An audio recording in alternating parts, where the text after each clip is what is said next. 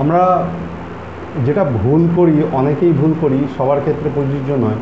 আমরা রবীন্দ্রনাথ ঠাকুরকে কিন্তু আমরা সাহিত্যের মধ্যেই রেখে দিতে যাই, কিন্তু রবীন্দ্রনাথ ঠাকুরের যে পরিসর, সেই পরিসর কিন্তু বিভিন্ন ক্ষেত্রে প্রযোজ্য। এবং রবীন্দ্রনাথ ঠাকুরকে আমরা কিন্তু শুধুমাত্র কিন্তু সাহিত্যের মধ্যে বেঁধে রাখতে পারি না, বা আমরা কিন্তু শুধুমাত্র আমাদের এই বাংলাতেও বেঁধে রাখতে পারি না। রবীন্দ্রনাথ ঠাকুরের পরিসর আমাদের এই বাংলা পেরিয়ে, ভারতবর্ষ পেরিয়ে কিন্তু পৃথিবীতে কিন্তু ছড়িয়ে গেছে। তো এরকমই যখন রবীন্দ্রনাথ ঠাকুর জমিদারি দেখাশোনা করছেন, কৃষকদের যে অত্যাচার, কৃষকদের যে দুরবস্থা দেখছেন, সেই সময় কিন্তু এই কৃষকদের উন্নতির কথা তিনি কিন্তু ভেবেছিলেন। ঠিক এই জায়গাটাইতেই কিন্তু রবীন্দ্রনাথ ঠাকুরের সঙ্গে, তিনি জমিদার ছিলেন অবশ্যই, তার বাবাও জমিদার ছিলেন, অন্যান্য জমিদারের পার্থক্য। তো আজকের বিষয় যেটা, সেখানটাতেই এবার মূল ফোকাস করার চেষ্টা করি যে রবীন্দ্রনাথ ঠাকুরের পল্লী উন্নয়ন সম্পর্কে চিন্তাভাবনা, যে রুরাল ডেভেলপমেন্ট প্র্যাকটিস, যে রবীন্দ্রনাথ ঠাকুর বা পল্লী উন্নয়ন সম্পর্কে যে চিন্তাভাবনা, এই চিন্তাভাবনাই কিন্তু আজকের বিষয়।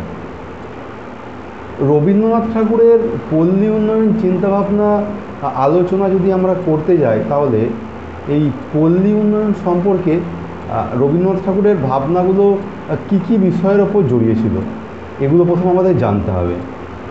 এই বিষয়গুলির মধ্যে প্রথমেই ছিল কৃষি, কৃষির পর স্বাস্থ্য, স্বাস্থ্যর পর শিক্ষা, এবং অবশ্যই সমগ্র বিষয়টা যেটা জড়িয়েছিল সেটা হচ্ছে আর্থিক উন্নয়নের ওপর।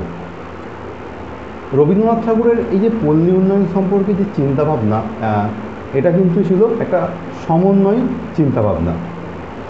তিনি যেটা বলছেন যে একটি দেশ বা একটি রাজ্য বা একজন মানুষ তখনই স্বাধীন হবে যখন তার সেই গ্রামটা স্বাধীন হবে। অর্থাৎ এখানে কিন্তু তার যে ব্যাখ্যাটা বা তার যে কথাটা, এটা কিন্তু একটা বৃহৎ অর্থে কিন্তু বলেছেন। অর্থাৎ তিনি বলতে চাইছেন যে যখন এক একটা গ্রাম স্বনির্ভর, তার রচনায় কিন্তু আমরা গ্রাম স্বনির্ভর কথাটা কিন্তু বারবারই পাচ্ছি। পল্লী উন্নয়ন সম্পর্কে যে চিন্তাভাবনা, সেখানে কিন্তু গ্রামের যে স্বনির্ভরতা, অর্থাৎ একটা গ্রামের সমস্যা যখন নিজেরাই মেটাতে পারবে, তখন কিন্তু একটা গ্রাম স্বনির্ভর হবে। কৃষিক্ষেত্রে প্রথমে যেটা আলোচনা করব, যে পয়েন্টগুলো আমি বললাম, যে কৃষি বা স্বাস্থ্য বা শিক্ষা, হ্যাঁ, এই যে পয়েন্টগুলো, এই পয়েন্টগুলোর মধ্যে প্রথমেই যেটা আসবে সেটা হচ্ছে কৃষি। কৃষি আলোচনা প্রসঙ্গে যে রবীন্দ্রনাথ ঠাকুর কৃষি সম্পর্কে কী ভাবতেন, এটা প্রথমে আমাদের জানা দরকার। রবীন্দ্রনাথ ঠাকুর কৃষিকে, ভারতবর্ষ অবশ্যই কৃষির ওপর নির্ভরশীল, এটা তো আমাদের জানা কথা, ঠিক আছে, তখনও ছিল, ব্রিটিশদের সময়ও ছিল। কিন্তু রবীন্দ্রনাথ ঠাকুর যেটা বলছেন যে কৃষি কিন্তু শুধুমাত্র আর্থিক উন্নয়নের মাধ্যম হতে পারে না, এটা কিন্তু তিনি অবশ্যই বলছেন। তার যে পল্লী উন্নয়ন সম্পর্কে চিন্তাভাবনা সম্পর্কে যে লেখালেখিগুলো আছে, সেখানে তিনি বলছেন বা লিখছেন যে কৃষি কিন্তু যে সাধারণ মানুষের আর্থিক উন্নয়নের একমাত্র চাবিকাঠি হতে পারে না, একমাত্র। তাহলে কৃষি কি? তাহলে কৃষি হচ্ছে একটা জীবন ধারণের মাপকাঠি। তিনি জমিদারি সূত্রে আমাদের যে বাংলা, তৎকালীন সময়ে বাংলা বলতে আমি পূর্ব বাংলার কথা বলছি, এখন যেটা পূর্ব বাংলা নয়, বাংলাদেশ, সেই বাংলাদেশের দুটি জায়গা, সেই দুটি জায়গা হচ্ছে, একটা হচ্ছে পাবনা, আর একটা হচ্ছে কুষ্টিয়া। এই পাবনার কুষ্টিয়া, এটা কিন্তু একদম ফসলের দিক থেকে খুবই একটা উন্নত জায়গা ছিল, পদ্মা নদীর পাশে। এবং এই দুটি এলাকার মূলত দুটি জায়গা, একটা হচ্ছে কুষ্টিয়ার শিলাইদহ, আর একটা হচ্ছে পাবনার শাহজাদপুর, যেটি বোধহয় বর্তমানে সিরাজগঞ্জ নাম। এখানে কিন্তু তিনি বারে বারেই জমিদারি সূত্রে গেছেন এবং অস্থায়ীভাবে কিন্তু সেখানে বসবাস স্থাপন করেছেন। এবং তিনি যখন দীর্ঘকাল সেখানে থেকেছেন, তিনি কিন্তু প্রত্যক্ষ করেছেন যে কৃষকদের আসল দুরবস্থা কোন জায়গাটা। এবং তার যে রাশিয়ার চিঠি, সেই রাশিয়ার চিঠি গ্রন্থে আমরা দেখতে পাই যে তিনি রাশিয়া ভ্রমণে, রাশিয়ার যে কৃষক, সেই কৃষকদের যে সমবায় গঠন, যে সাংস্কৃতিক মেলবন্ধন, যে আদান প্রদান, যে কর্মঠ চিন্তাভাবনা, সেই চিন্তাভাবনা কিন্তু আমাদের এই যে বাংলার কৃষকদের মধ্যে কিন্তু তিনি অভাব দেখেছেন, এবং এই যে জায়গাটা, এই যে অভাবটা, এটা কিন্তু তিনি পূরণের চেষ্টা করেছেন। কৃষি সম্পর্কে তার যে দৃষ্টিভঙ্গি, সেই দৃষ্টিভঙ্গি হচ্ছে যে মান্ধাতার আমলে যে হাল বলদ, হ্যাঁ, বা এই যে পদ্ধতিগুলো, যে পুরনো যে পদ্ধতিগুলো, আজ থেকে এত বছর আগে, হ্যাঁ, প্রায় 150 বছর আগে তার কিন্তু চিন্তাভাবনা চলে এসেছিল যে এই যে মান্ধাতার আমলে যে পুরনো যে জিনিসপত্র, চাষাবাদের জন্য যে জিনিসপত্র, এই পুরনো জিনিসপত্র দিয়ে যদি চাষবাস করা হয়, দেখা যাচ্ছে যে কৃষির কিন্তু উন্নতি হতে কখনোই হবে না। তাহলে কি করতে হবে? তাহলে কৃষিতে আধুনিক যন্ত্রপাতির ব্যবহার করতে হবে এবং বৈজ্ঞানিক উপায়ে কিন্তু চাষবাস করতে হবে। তাহলে কি করতে হবে? তাহলে যেটা করতে হবে, অবশ্যই কৃষকদের কৃষি বিষয়ে শিক্ষা দিতে হবে। তো এই প্রসঙ্গেই দেখা যাচ্ছে যে রবীন্দ্রনাথ ঠাকুর তার যে পুত্র রথীন্দ্রনাথ ঠাকুর এবং বন্ধুপুত্র সন্তোষ মজুমদার, রথীন্দ্রনাথ ঠাকুর এবং সন্তোষ মজুমদার, তাদের দুজনকে কৃষিবিদ্যা পড়াতে পাঠাচ্ছেন। কোথায় পাঠাচ্ছেন? তিনি পাঠাচ্ছেন কিন্তু আমেরিকায় ইলিনয় বিশ্ববিদ্যালয়, এবং তারা সেখানে যাচ্ছে এবং পড়াশোনা শেষ করছে, এবং যথারীতি পড়াশোনা শেষ করে রথীন্দ্রনাথ ঠাকুর কিন্তু আবার ফিরে আসছে, এবং ফিরে এসে দেখা যাচ্ছে যে শিলাইদহ, যেটা আমি বললাম যে দুটো এলাকা, একটা হচ্ছে কুষ্টিয়ার শিলাইদহ এবং পাবনার শাহজাদপুর বা সিরাজগঞ্জ। এই শিলাইদহে কিন্তু একটা বড় জমির ওপর কিন্তু তিনি জমিদারি করছেন এবং এই আধুনিক পদ্ধতি কিন্তু শুরু করছেন। এবং এর পরেই কবিগুরু শ্রীনিকেতন প্রতিষ্ঠা করছে, বিশ্বভারতী বোলপুরে শ্রীনিকেতন প্রতিষ্ঠা করছেন।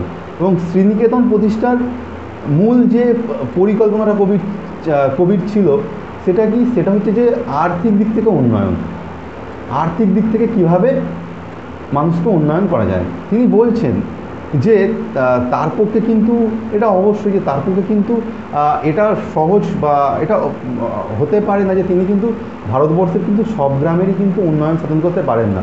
তো কবির যে ধারণা, তিনি বলছেন তিনি যদি একটা বা দুটো গ্রামেরও যদি উন্নতি করতে পারেন, হ্যাঁ, পল্লী সমাজ গঠন করতে পারেন, সেটাই কিন্তু তার অ্যাচিভমেন্ট।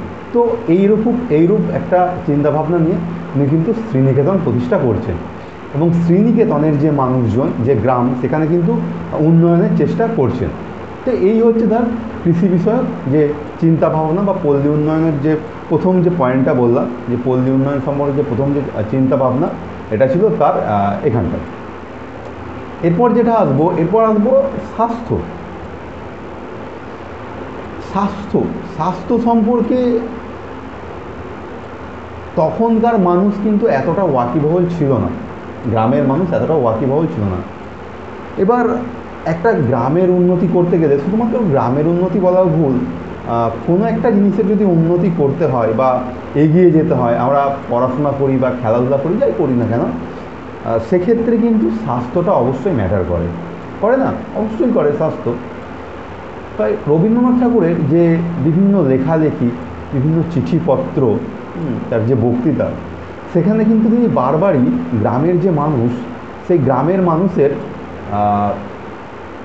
যে স্বাস্থ্য, সেই স্বাস্থ্যের কিন্তু যাতে পরিচর্যা করে, যাতে যত্ন নেয়, এই ব্যাপারটা কিন্তু তিনি বারেই বলছেন। তার যে পল্লী উন্নয়ন সম্পর্কে যে চিন্তাভাবনা বা যে মডেলগুলো আমরা পাই, সেখানে তিনি মূলত কয়েকটা রোগের কথা বলছেন। সেই রোগগুলো কী? সেই রোগগুলো হচ্ছে, একটা হচ্ছে কলেরা, একটা হচ্ছে ম্যালেরিয়া, আর একটা যক্ষ্মা। দেখুন, গ্রাম বাংলায় এই যে কলেরা আর ম্যালেরিয়া, এই জিনিসগুলোর প্রাদুর্ভাব, এবং অবশ্যই যক্ষ্মা, হ্যাঁ, এই জিনিসগুলো কিন্তু প্রাদুর্ভাব প্রচুর ছিল সেই সময়, অনেক ছিল। এবং এগুলো যখন বলা হচ্ছে যে মরগ লাগছে, গ্রামে গ্রামে মরগ লাগছে বা মহামারী লাগছে, এগুলো কিন্তু একদম গ্রামকে গ্রাম উজাড় করে দিত। হ্যাঁ, এই প্রসঙ্গে আমি একটা ছোটো গল্প বলি, খুবই ইন্টারেস্টিং। ম্যালেরিয়ার প্রকোপ সম্পর্কে, যেটাকে যেটা অরবিন্দ সামন্ত বলে একটা বই আছে, অরবিন্দ সামন্ত একজন লেখক, রোগ রোগী রাষ্ট্র বলে একটা বই আছে। দেখা যাচ্ছে যে 1853 খ্রিস্টাব্দে আমাদের ভারতে প্রথম রেল ব্যবস্থা। এবং তারপর যেটা দেখা যাচ্ছে যে 1854 খ্রিস্টাব্দে কী হচ্ছে, আমাদের সম্ভবত হাওড়া থেকে হুগলিতে রেলপথ স্থাপন হচ্ছে। তারপর তো পুরো বাংলা জুড়ে আস্তে আস্তে রেলপথ হচ্ছে। এবার যেটা দেখা যাচ্ছে যে এই যে রেলপথ যে হচ্ছে, এটা সবারই জানা যে রেল ট্র্যাকটা কিন্তু যে মাটি অর্থাৎ যে রাস্তা চলাচল করে যেখানটা, তার থেকে কিন্তু উঁচু। এর একটা কারণ হচ্ছে হয়তো যাতে জল জমে না যায়, বর্ষা হলে যাতে রেল চলাচল ক্ষতিগ্রস্ত না হয়। আমি কিন্তু একদম সেই প্রথমকার একদম ব্রিটিশ যুগের সময়কার কথা বলছি। তো যখন রেল ট্র্যাক যখন পাতা হচ্ছে, দেখা যাচ্ছে যে যে রেল ট্র্যাকের যে লাইন, সেই লাইনের একদিকের মাটি কী করছে, একদিকের মাটি কিন্তু খুঁড়ছে, খুঁড়ে সেই রেলের যে রাস্তাটা, সেই রেলের ট্র্যাক কিন্তু উঁচু করছে। এবার এই যে রেল যাচ্ছে, রেলের এক পাশে যে এই যে খনন কার্য হচ্ছে, এই খনন কার্যের ফলে দেখা যাচ্ছে দীর্ঘ মাইল জুড়ে সেখানে কিন্তু বর্ষার সময় কিন্তু বৃষ্টির জল জমে যাচ্ছে, এবং এই জমা জল থেকে কিন্তু ম্যালেরিয়া হচ্ছে, এবং দেখা যাচ্ছে যে গ্রামকে গ্রাম প্রচুর ম্যালেরিয়া এই সমস্যাই দেখা যাচ্ছে। আমি এই বিষয়ে আর কিছু বলবো না। তো এই যে ম্যালেরিয়া বা কলেরা বা যক্ষ্মা এবং বিশেষত যে প্রসব অর্থাৎ মা ও শিশুর যত্ন, এ বিষয়ে কিন্তু রবীন্দ্রনাথ ঠাকুর বিশেষভাবে নিতে বলেছেন। এবং তিনি বলছেন তার স্বাস্থ্য সম্পর্কে তার যে চিন্তাভাবনা যদি আমরা দেখি, তিনি বলছেন যে স্বাস্থ্য মানে কিন্তু শুধুমাত্র যে রোগ থেকে মুক্তি, অর্থাৎ আমার এই যে রোগমুক্ত দেহ, এইটা কিন্তু না। তাহলে স্বাস্থ্য কী? স্বাস্থ্য হচ্ছে যে সুচিন্তন চিন্তাভাবনা, পরিষ্কার পরিচ্ছন্ন খাওয়া দাওয়া, এটাই কিন্তু স্বাস্থ্য। এবং কাজে উদ্যমী এগিয়ে যাওয়া, এটাই কিন্তু স্বাস্থ্য। পল্লী উন্নয়ন সম্পর্কে রবীন্দ্রনাথ ঠাকুরের যে স্বাস্থ্য চিন্তা ভাবনা, এটার ওপর কিন্তু আলোকপাত করেছেন। এরপর যেটা বলবে এটা হচ্ছে শিক্ষা।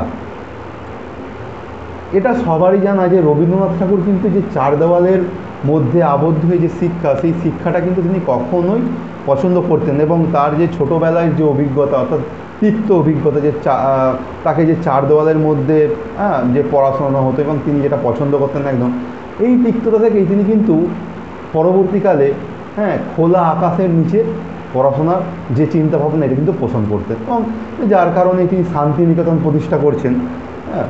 তো তার যে শিক্ষা ব্যবস্থা বা তার যে শিক্ষা সম্পর্কে বা পল্লীগুলিতে শিক্ষা কীরকম হবে, আপনারা যদি যান, বোলপুরে যান, শ্রীনিকেতন যদি যান, সেখানে যে স্কুলগুলো বা ইউনিভার্সিটিতে যদি যান, ছোটো স্কুলগুলো দেখতে পাবেন যে ওখানে কিন্তু স্কুলের পাশে ছোটো ছোটো ছোটো ছোটো চালা আছে, অর্থাৎ গাছের নিচে বোর্ড রাখা আছে। অর্থাৎ যে গুরুকুল শিক্ষা ব্যবস্থা, যে রবীন্দ্রনাথ ঠাকুরের যে পুরনো যে শিক্ষা ব্যবস্থা পদ্ধতি, সেখানে কিন্তু আজও বহমান, মানে খুবই সুন্দর লাগবে দেখতে। এবং অবশ্যই এটা কিন্তু প্রয়োজন, যদিও সব ক্ষেত্রে এটা প্রযোজ্য হচ্ছে না বা হওয়ার পরিকাঠামো নেই। যেটা বলছিলাম যে রবীন্দ্রনাথ ঠাকুরের যে চিন্তাভাবনা, যে পাঠ্য বই বহির্ভূত যে শিক্ষা ব্যবস্থা, এই শিক্ষা ব্যবস্থা তিনি কিন্তু তার পল্লী উন্নয়ন বা পল্লী সমাজের যে শিক্ষা, সেখানে কিন্তু এই জিনিসটা কিন্তু তিনি প্রয়োগ করতে চেয়েছিলেন।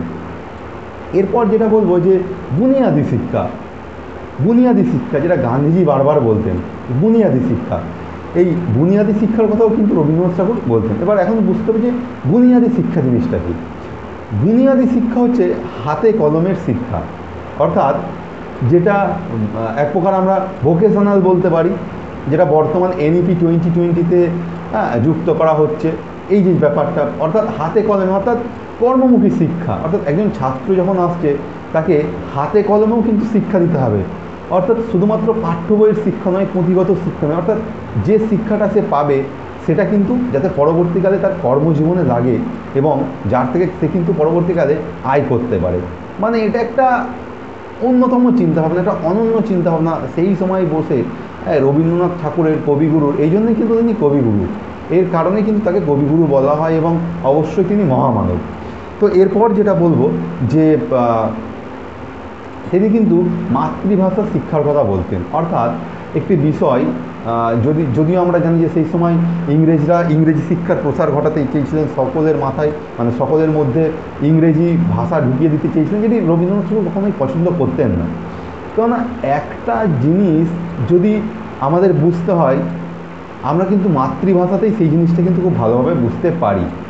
কেননা একটা জিনিস যদি না বুঝতে পারি তাহলে সেই জিনিসটা কিন্তু আমরা বলতে পারবো না এবং সেই জিনিসটা আমাদের বোধগম্য হবে না। যার কারণে রবীন্দ্রনাথ ঠাকুর কিন্তু বারবারই মাতৃভাষার শিক্ষার কথা বলেছিলেন। এরপর যেটা আসবো যে এই যে রবীন্দ্রনাথ ঠাকুরের এই যে পল্লী উন্নয়নের যে চিন্তাভাবনাগুলো, অর্থাৎ এই যে এগ্রিকালচার বা কৃষি বা হেলথ বা স্বাস্থ্য বা এই যে এডুকেশন বা শিক্ষা, এই সমস্ত জিনিসের পর তিনি যেটা বলছেন আর্থিক উন্নয়নের কথা। অবশ্যই পল্লী যে সমাজ বা পল্লী যে গ্রামগুলোর তো অবশ্যই আর্থিক উন্নয়ন দরকার নয়, কেননা আর্থিক দিক থেকে সাবলীল না হলে সেখানে কিন্তু কিছুই করা যাবে না। এই আর্থিক উন্নয়নের দিক থেকে এই রবীন্দ্রনাথ ঠাকুরের যে চিন্তাভাবনার আর একটা দিক কিন্তু আমরা পাই, সেটা হচ্ছে কোঅপারেটিভ সিস্টেম, অর্থাৎ সমবায় চিন্তাভাবনা। এই সমবায় চিন্তাভাবনাটা কি? সমবায় চিন্তাভাবনা হচ্ছে যে কবিগুরু বলছেন সমবায়, যদি আমরা বলি যে সমবায় মানেটা কি, সমবায় হচ্ছে সকলে একসঙ্গে। অর্থাৎ কবি বলছেন যে এই যে আমিরূপ যে অহম, এই আমিরূপ অহম থেকে কিন্তু আমাদের অবশ্যই বেরিয়ে আসতে হবে। আমিরূপ অহম থেকে বেরিয়ে আমরারূপ যে সার্বজনীনতা বা আমরারূপ যে বিশ্বজনীনতা যে চিন্তাভাবনা, সেই চিন্তাভাবনায় কিন্তু আমাদের অবশ্যই ফোকাস করতে হবে। এবার এই যে এই সমবায়ে কয়েকটা ভাগ ছিল, অর্থাৎ কিছু বিষয় কিন্তু এখানে ভেঙে দেওয়া হয়েছিল, যার মধ্যে উল্লেখযোগ্য হচ্ছে যে কৃষি সমবায়, এরপর অর্থ সমবায়, তারপর শিল্প সমবায়, তারপর বিজ্ঞান সমবায় এবং জ্ঞান সমবায়। এই ব্যাপারগুলো কিন্তু কবিগুরু বলছেন। এবার কবিগুরুর যে সমবায় সম্পর্কে যে চিন্তাভাবনা, এর ওপর কিন্তু একটু আলোকপাত করা যাক, বা এই বিষয়ে আমি একটু বলি যে কৃষি সমবায়টা কী।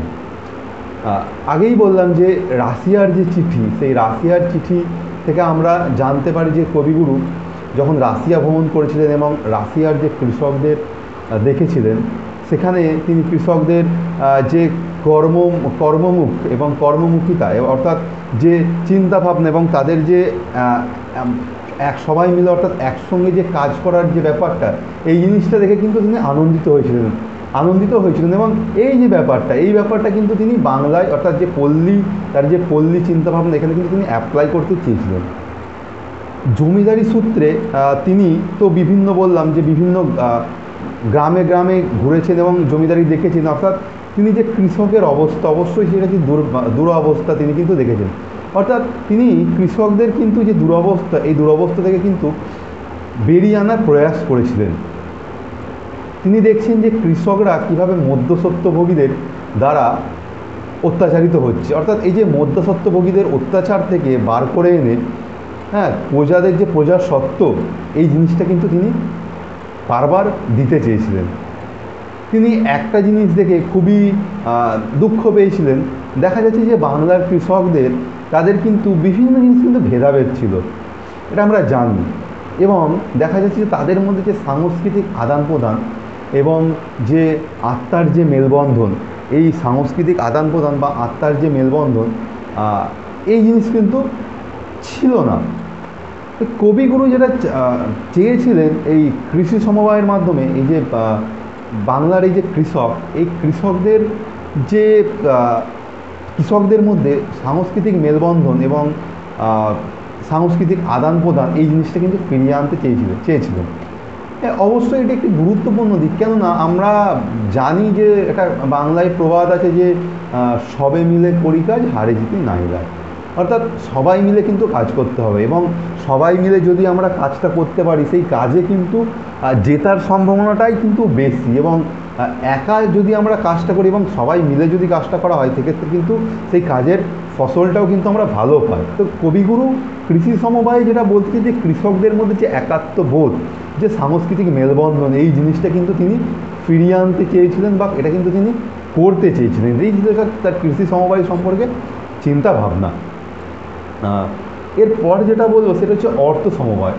অর্থ সমবায় যখন আমরা বলছি, এখানটা থেকে বোঝাই যাচ্ছে যে এখানে কিন্তু অর্থের যে আদান, অর্থাৎ অর্থের যে যোগান, সেই অর্থের যোগানের উপর কবিগুরু কিন্তু আলোকপাত করেছেন।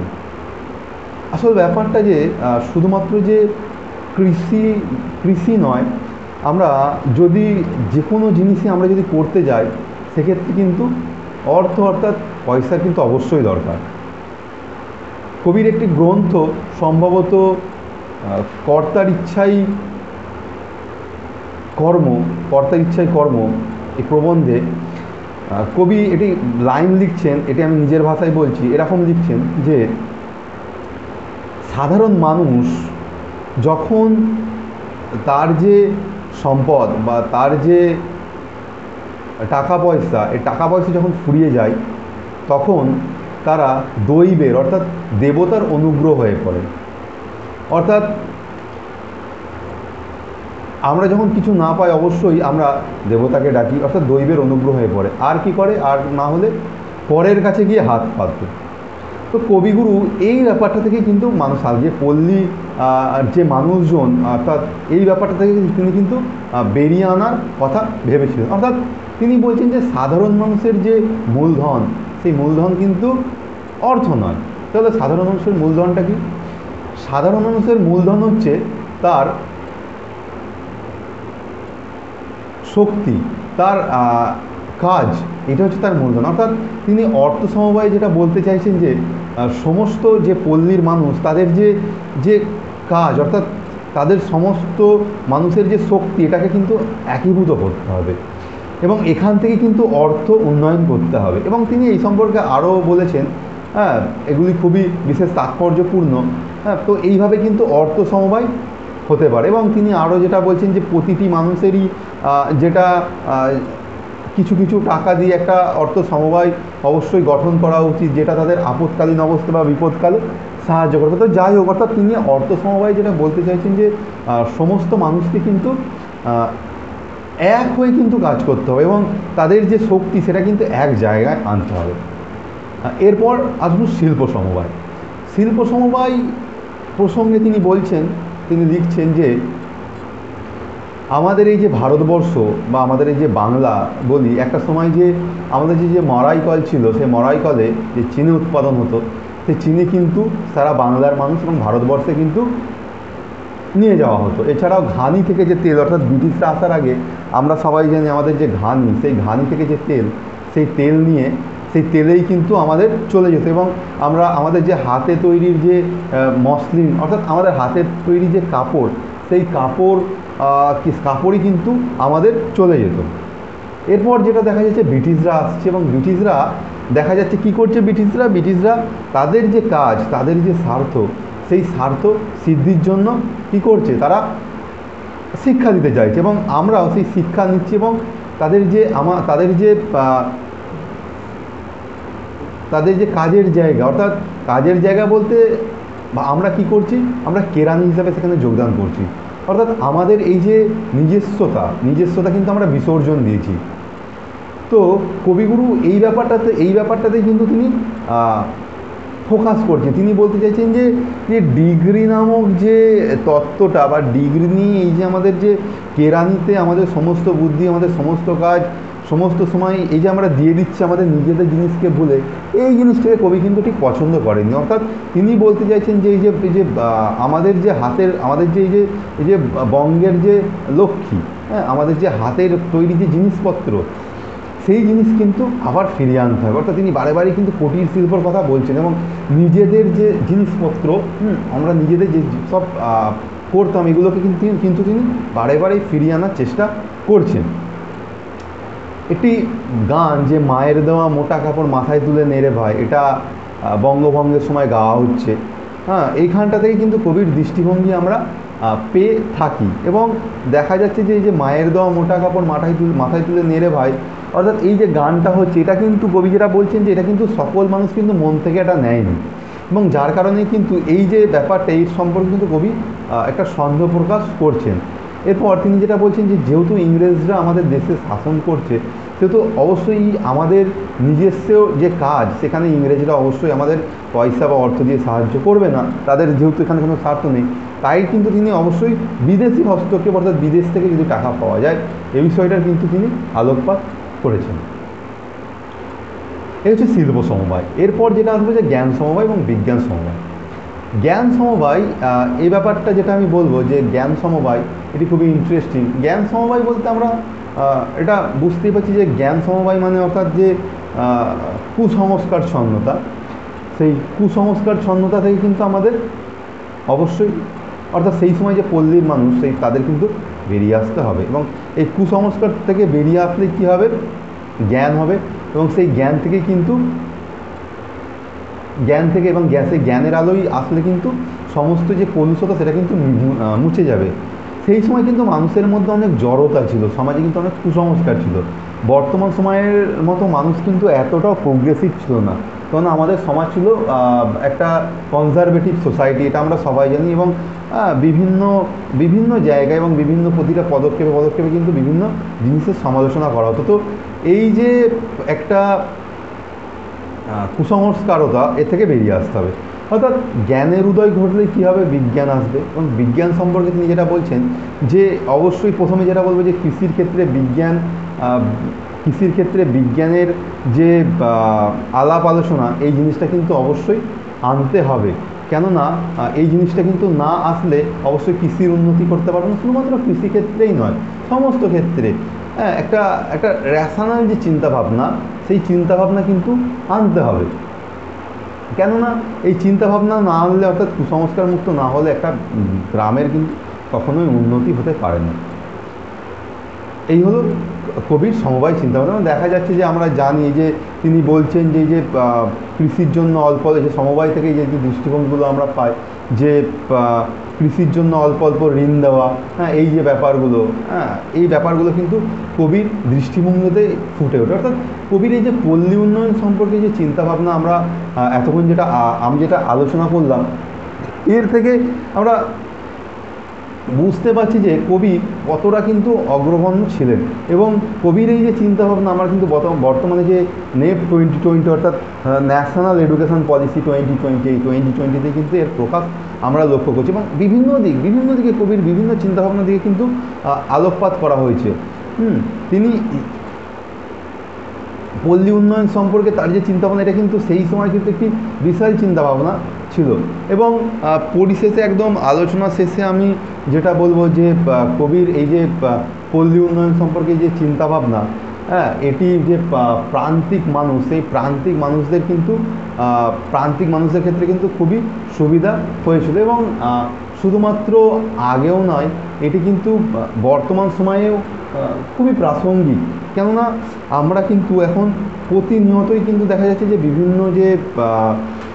বিভিন্ন যে সমস্যা কিন্তু আমরা ভুগছি, এবং এই যে সমস্যা, সেই সমস্যা থেকে কিন্তু বেরোতে গেলে আমাদের বিভিন্ন পদক্ষেপ নিতে হবে, এবং এই সব জিনিসগুলি যদি আমরা নিতে পারি গ্রাম উন্নয়ন সম্পর্কে, সেগুলো কিন্তু খুবই ভালো হবে।